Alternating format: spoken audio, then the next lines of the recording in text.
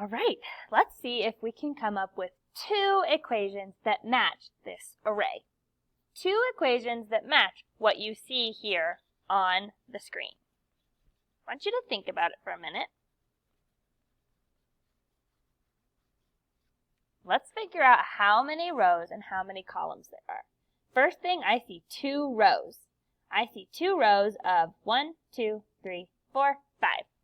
So I know that one equation could be 2 times 5.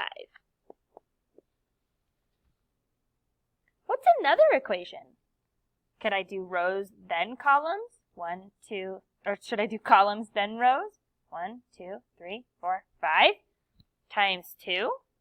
Does that give me the same answer? It does. That's right. So that tells me there are 10 stars in total. Nice job.